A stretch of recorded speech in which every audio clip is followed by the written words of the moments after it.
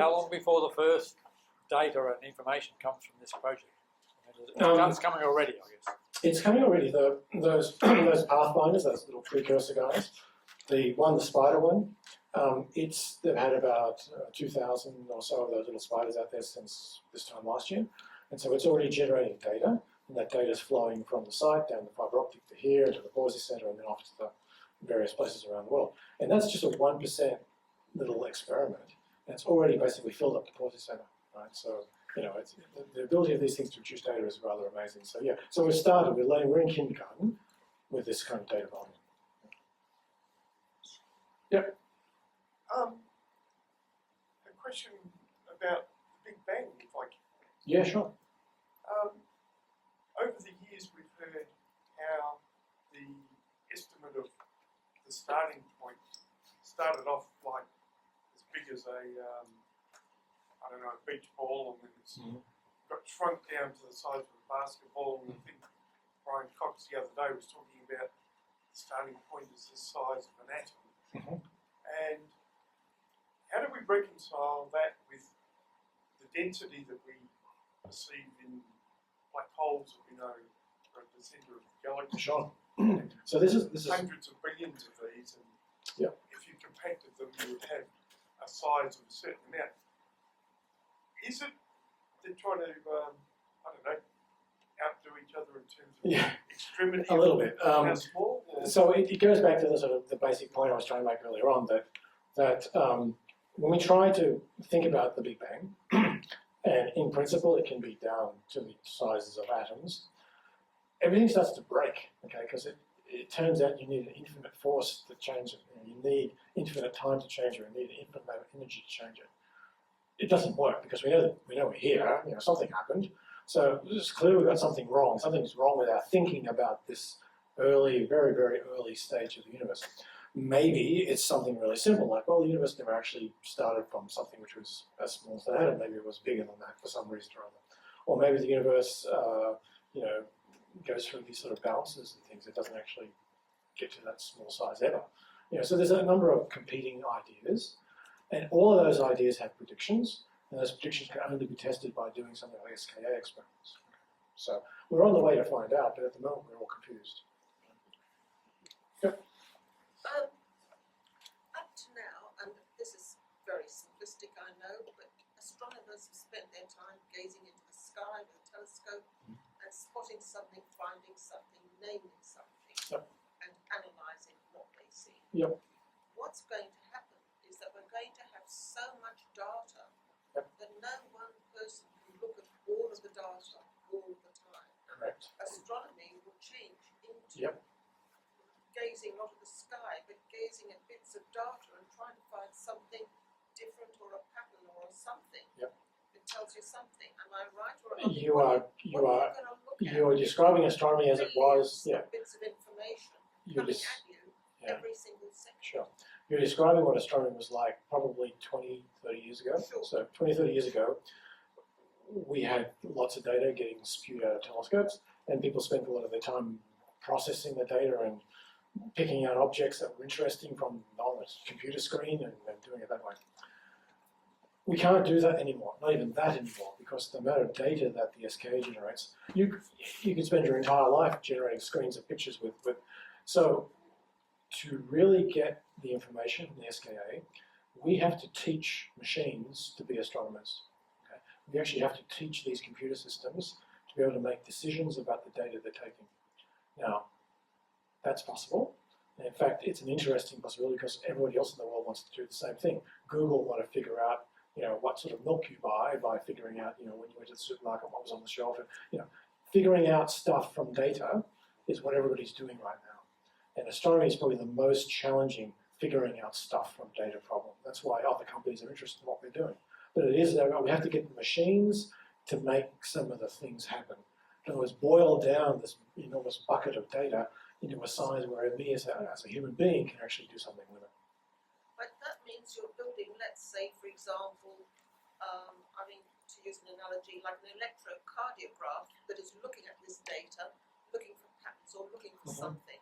But in order to build that machine that's going to do the analysing, you almost need to know what you expect to Ah, find. very good. Maybe what you're going to find isn't anything like what you think. Good. So two very good question. Two parts of the answer. Number one part is we're doing these simulations, right? So the simulations are kind of guiding our eye about what we might expect to see, right? Number one. So we're not completely in the dark. The simulations, the physics is helping us guess in some sense what we might see. But you're correct. It is entirely possible that we'll find something we didn't expect. And in fact, that's almost the most exciting thing, right? So if you look at, and this is the track record of telescopes. If you look at all the telescopes that were on that plot before, and you ask what are they now famous for, almost all of them are famous for something that they weren't designed to do. So astronomers are very much aware of your problem that you pointed out, and I think it's a very valid problem. So we have to be able to find the unknowns, the unknown unknowns even. There's a question over here. Yep. Yes, sir. Can you tell us how you will handle the problem of a research PhD who gets his PhD in a finite length of time, anywhere in the procedure here? So let's go to the fully operational thing. Before he gets to 80 years old or something. Yep. Look, It's going to redefine the whole concept. I think for quite some time, and you know very well, that space projects take 20 years to 30 years to run, right? So people can spend their entire careers doing one project. The SKA is a bit the same, that people are involved now with the design, where people in the future are involved with the construction, people after that are involved with taking the data, etc. So it'll be an evolution, but I do think, PhDs will probably still stay 3 or 5 years. I mean, if the SKA is operational, when the SKA is operational, one of these surveys, one of these new map building exercises can be done in about 1,000 hours of observation time. Okay, so we're not talking 20 years of observation time, we're talking about 1,000. It's because it's a square kilometre, it can actually collect the data in a relatively short amount of time. So it's still talking about human timescales for amassing data, human timescales for PhDs, but the evolution of the project is beyond PhD scale. So PhDs will slot themselves into various parts of the project along the way, but they're not going to extend to 20 years. But the nature of creating the experiment is going to change, surely. I think what will change is we'll go down the same path as particle physics. We'll go down the path of very, very, very large teams. So individual astronomers, going to a telescope and sticking their eye to the back of it, I think that model is gone. What you'll find is you'll have very large teams of astronomers from all around the world getting together, applying collectively for time on the telescope, having data distributed through the internet to their home supercomputers. And so the model of doing astronomy will change, I agree with you. Will you be doing anything to confirm inflation? I know they had earlier this year or last year.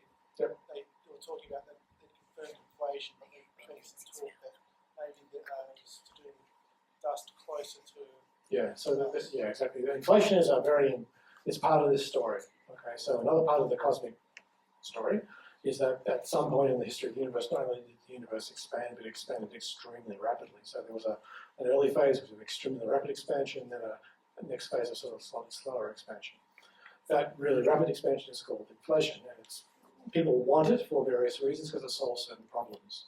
We don't know, we have some ideas what might have caused it, and recently people thought they found evidence for it, but they didn't, because there was some problems. But inflation is one of the ingredients of what we call a standard cosmological model. We have a standard model of cosmology. Inflation is part of that story. We think it's important to the story because it solves some problems. We still haven't found its source. Just like we haven't found the source of the dark energy, we haven't found the source of the inflation. Yep. So when the Big Bang happened, all the diagrams you see seem to go one direction. Yep. Shouldn't it be the center that it went everywhere? It's just a cartoon. Okay, so yes, indeed, I could draw a circular rather than an hourglass. I could draw a circular thing, no problem. But it's just a diagrammatic way of showing progression of time and distance. So everything is moving away from the center point. Correct. Yes. I just want to understand understand something, what we're seeing is that other galaxies are all moving away from us. Yes. Do we know if that's true at every point in the universe? It's not absolutely true everywhere in the universe. The reason is quite simple. That if you, this is the Milky Way, and there are galaxies which live near the Milky Way. The Milky Way exerts a gravitational force on them, right? So they could have started moving away from each other in the universe, but eventually, if gravity is strong enough, or if they're close enough, then they stop. They start slowing down and start even actually approaching one another again. Right? So, in the small scales, the scale between individual galaxies, for example, galaxies can be moving in orbits around each other. So it's not true that everything's expanding. It's only when you get to the scale of hundreds and thousands of millions of galaxies that the universe is still expanding nice and uniformly. So yes, good question. Thank you. A lot of our understanding has come from the precision and imagery that we've got from the Hubble telescope. Yep. And in about 2018, they're talking about this new James Webb telescope. Is there going to be some interaction between Yes. the SKA and the James Webb? And Yep. how would that work? Exactly, very much so. So James Webb Space Telescope is the successor to Hubble. It's much bigger. Hubble was about 2 meters. JWST is about 6 meters across. And it will actually get back very close to the first objects, right? So it'll give us, if you like, a view in the optical part of the spectrum, and the SKA will give us the view in the radio part of the spectrum. In fact, the radio waves can go back further than the optical because the radio can see the gas before the stuff is even formed, right? So they have to work together. The story will be the universe was hot, expanding, it got cooler and cooler, and then when it's really cool gas, the radio telescopes can actually see the cool gas, and then things started to condense out, start glowing, and then JWST will start seeing the glowing things. So that transition from no glowing things to glowing things needs the SKA and JWST to work together.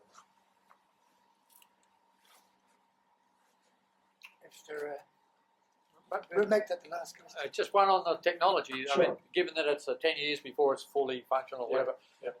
the equipment being put in place now and being used now, is that going to be superseded in 5 years? Some of it, yes. I mean, the stuff which has been put in place now is really just test equipment. It's really just verification equipment. It's not the SKA. The SKA hardware will start going on the site probably about 2018 or 19. Okay. So that's, we're still in the design phase, and we're doing the design based upon the experience we're getting with the stuff we've got there right now. But we might reuse the trenches and some of the cabling, but all the other stuff will not change. Okay. Okay, I guess it's time for me to bring proceedings to a close and to offer some thanks. And first and foremost to Peter Quinn for what was, I think, an astronomical tour de force. Can we please show our appreciation?